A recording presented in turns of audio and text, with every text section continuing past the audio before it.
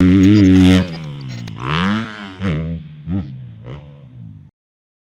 right, so this is going to be breaking down footage. I'm so excited. Tyron, I believe, asks, how do I fix my upper body stability? Great. And this is inside of the Moto Academy app, right? Yeah, this was sent in. Great.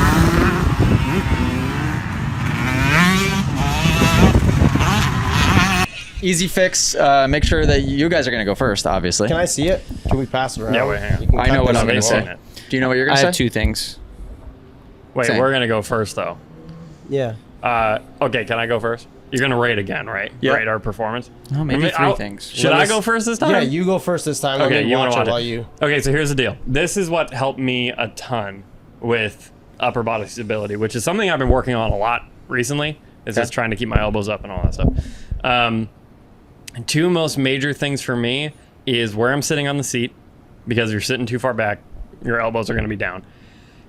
Which in that clip, that's just major inside elbow drop or whatever. But what's actually helped me the most with upper body stability is the rotation of your wrist, right? So do the diamond thing that we have now coined to rotate that. What? It's Jay-Z. Okay, to rotate the outside of your wrist out, which pops your elbows up. But also, this is what really helped me, is I was gripping the bars like this. Like my wrist was at not a 90-degree angle, but way too much of an angle, right? And what actually helped me the most is make sure your levers aren't too high, all that jazz. And re-gripping to where your wrist is straight with your forearm. You know what I mean? And if you do those things, if your outside of your wrist is pointed out, your wrist, your hand to forearm is straight and not bent like crazy, and you're sitting in the right spot, it's going to be hard to drop your elbow. You know what I mean? Are you done?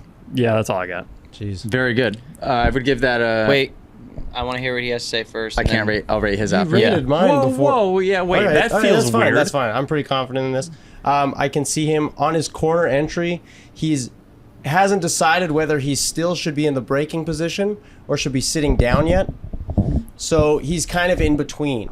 So Let's take into consideration how many times he watched that clip versus how many times I watched you the had clip. All right, my continue. answer to work off of for your answer, and you still couldn't finish a sentence. So I'd say we're pretty even. All right. So coming into the corner, when he goes through the braking zone, in between where you can kind of tell he's done his braking, and before the actual berm, he's like in between. He's kind of crouching. It's something I used to be really bad for. When I came to Tomahawk, that was the one thing that you were like, you're in between all the time. Like you can't decide whether you're like, so that it just starts the distribution of weight is not where it's supposed to be. And what ends up happening is he's already starting to tip before he's in the corner, because he's not like still back where he's supposed to be, and he's not snapping forward right as you sit down for the corner exit. Another thing I noticed, I'm just laughing at another thing the I outrage noticed my rating's going to cause. was that the toes are pointed out.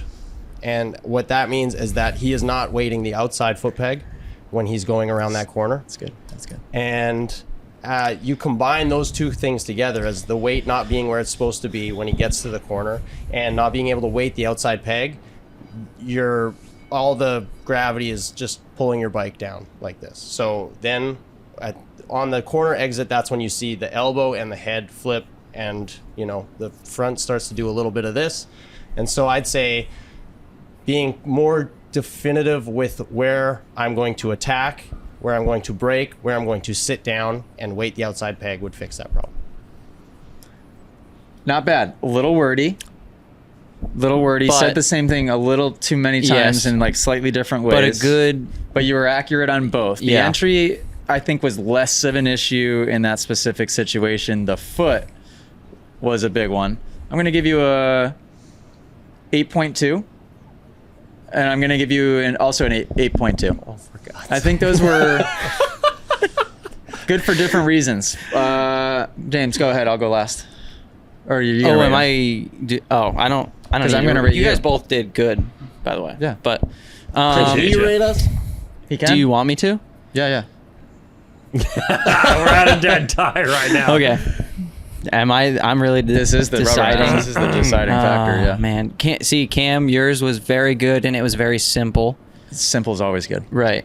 And I find Cam simple. I think everyone can understand that. That's the thing. Whereas Jackson, that someone like me or him would understand that. Right. Whereas if you get a 6-year-old kid that has poor upper body stability, and he's got a lot of other things going on as well, like that's going to be tough for him to absorb, and it's going to take time. So you guys are very close. I would say I got to give it to Cam.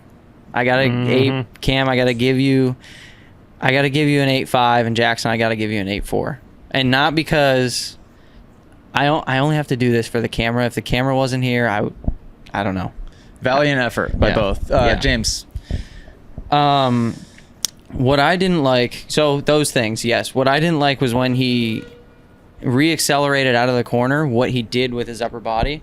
His elbows came into his sides as he reaccelerated, whereas you need to focus more so on pinching your shoulder blades together, remaining upright, and then coming here versus coming here. Okay. So the reason that would happen for somebody like this person is because they are sitting really far back on the seat. So they're kind of left no choice to keep any amount of weight over the front end. They're like having to drive their head super far forward. So on his entry, I think he got a little confused at the tail end, like where he wanted to sit. He was a little unsure of that. Dragged the rear brake really deep. He's on the rear brake until he was riding on the heel of his foot almost. Halfway in the corner, and you can see when he goes to rotate his foot off of the brake, he does the old like one of these, and right when he does that is his first dip in the corner. Right, exactly when he does that is the first dip. Then he sits in the wrong spot in the seat, sits too far back. You have to slide forward 2 inches at least. That will allow your head to be a little bit more upright. Also, you're turning the handlebars. He's turning the handlebars to get around the corner. And that's not a tight turn. So that caused the second knife. Elbows are down. I mean, everything, all of what you guys said, you just have to, and then locked as well when he goes to stand coming out of the corner. Overall, I mean, it looked fast, but we don't care about speed. Feet on, which is good. For him, the what would simple tip would be sit more forward with your butt so you can be more upright with your upper body. You should try to be like a statue in the corner. If this guy's main concern was upper body stability, then the solution to that is trying to be more like a statue when you sit. Hold the bars different so we're not doing this the whole time, and just be a statue. That's it. That was way too aggressive. That was like, yeah, we're coming out of the turn, yanking with the forearms, dropping your head. Just like this. Easy. So pivoting off of that and the discussion we just had. Did I look like I was doing a good job of that today? Yeah. Was there anything today was that supposed to be blinking? That means battery's blinking. So is there anything today that looked like something consistently that maybe looked off or that I needed to work on? Small mistakes aside, like something that you would see regularly, or did everything look good? I think you need to be careful with how you're jumping into the whoops like that, because that scared me. Yeah. Really? Yeah. All of us were like, our salary. Literally. With every other whoop, you were like, I can just skip 3. And we were like, please, no more. Oh, really? Yeah. It felt I like 100% in control to me, though. Well, but yeah, I understand that. Yeah. But anything else other than the jumping into the whoops?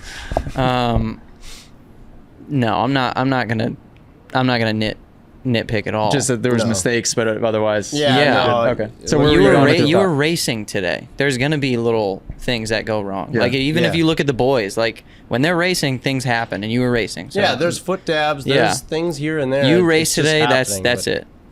Yeah. What do you remember? What you were saying? No, I do. So knowing, like, it sounds like, I'm a little wordy, but I have the right idea. Cam can't finish the sentence, but I just think he doesn't use. He doesn't use more words than necessary. No, this is a good thing.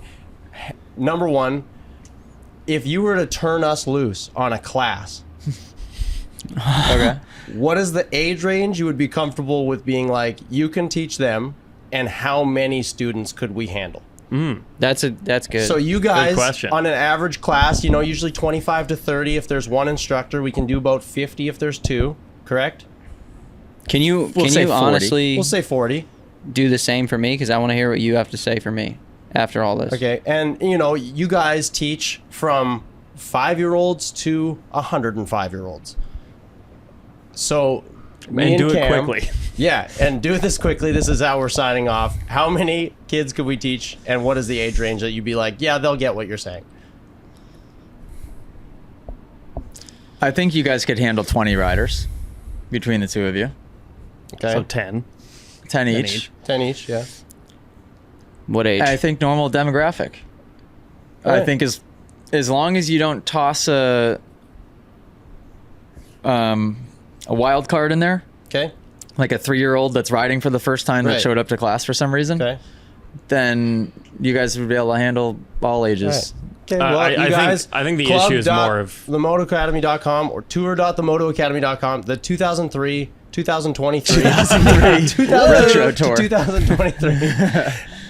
The tour dates are up. The class prices are there. But if you want a little more bang for your buck, just give us a call. Go to class. the issue is skill level, not age. No, it's not. oh, you're saying that. Yeah, it doesn't matter how old they are or how young they are. The issue is the skill level. Okay. Maybe not, but it would be tough. I can't teach Jet Lawrence to do anything on a dirt bike. Maybe you could. I don't know. If they're will they listen to you? I mean, Probably maybe his not. little foot thing he does on the right side. But other than Yeah, that, he's like, fixing that quite a bit though. Oh, good. I've been Yeah. watching But it. like Jet's not taking a class. You and me we're gonna start doing this. Do you need a percentage of that if we start teaching classes? Nope. Really? Oh, let's go. You can There you keep go. all of the income that you guys get from Go that. to You're themotoacademy.com. so Yeah. generous. Hey guys, if you enjoyed this clip and you want to watch full episodes of the podcast and send in video questions of your own, head over to club.themotoacademy.com.